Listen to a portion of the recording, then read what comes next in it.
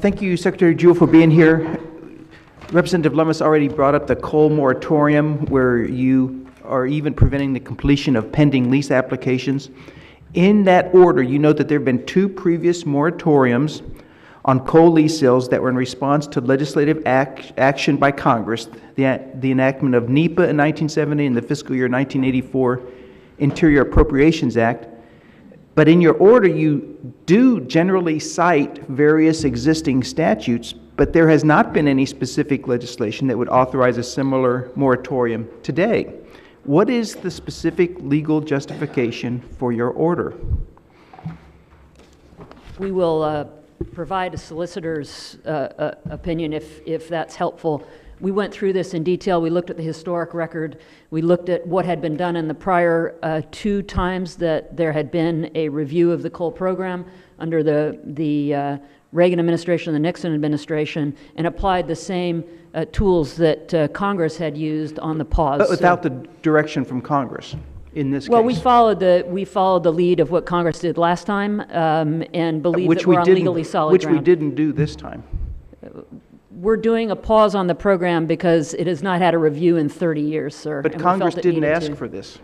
No, but we did listening sessions around the country. We did listen, contrary to what was heard before, and we felt the review was appropriate. This will be sorted out in the courts.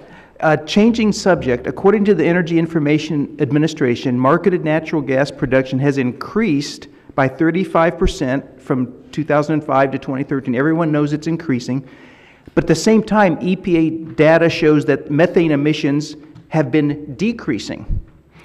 Now, in light of that, and in light of the fact that the EPA is continuing its efforts to reduce methane emissions from industry sources, why has BLM jumped into this and is promulgating its own methane regulations, which sometimes overlaps with EPA's rules?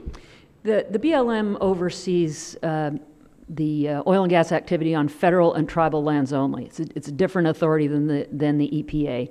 It is our responsibility to both collect revenues on behalf of all American people, and when methane is vented or flared, no royalty is paid to the American people on that. And second, to do energy development in a safe and responsible way, which means environmentally responsible. So our venting and flaring rules, which we have done in consultation with states, including your own in Colorado, which is somewhat ahead of the game, have been to bring those into alignment and recognizing that venting and flaring natural gas is not getting taxpayers or tribes the royalties that they deserve, while also wasting valuable energy that's impacting the environment. Now, there are those who are saying that the BLM proposed regulation and EPA's regulations overlap and even conflict. In light of that, are you open to extending the comment period so that people can talk about the conflicts that are being caused by 2 agencies, which it looks like they hadn't consulted with each other? We have been consulting consistently with the EPA throughout this process. In some cases, we will allow an extension. In other cases, we believe there's been adequate time.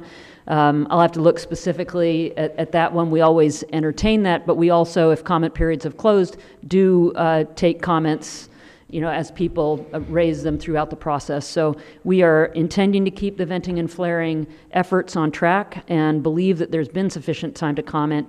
And I can reassure you, we have been consulting with the EPA throughout to make sure that we're not in conflict. Well, I would ask you to extend that period. Now, because the BLM venting and flaring rule will impose new costs on federal oil and gas production, that's going to drive out marginal plays. It'll drive out small players who don't have the resources to retrofit new techniques and equipment. Isn't this counterproductive to the Obama administration's policies? I mean, there is a war on coal. That goes without arguing. And so that means a shift to natural gas, but this reduces natural gas. So isn't that counterproductive? First, let me say there is no war on coal. Those are your words. Second, I don't think it's counterproductive. I don't think it's okay for an oil play to vent and flare natural gas into the atmosphere without any efforts to collect it. That's allowing a resource that belongs to all Americans to go up in smoke or to go up into the atmosphere. We believe it should be collected. It does cost money. I'm sure there's also money to be gained from the production of this oil, from this natural gas associated with oil. Thank you. Mr. Spillane. Thank you very much, Mr. Chairman. Madam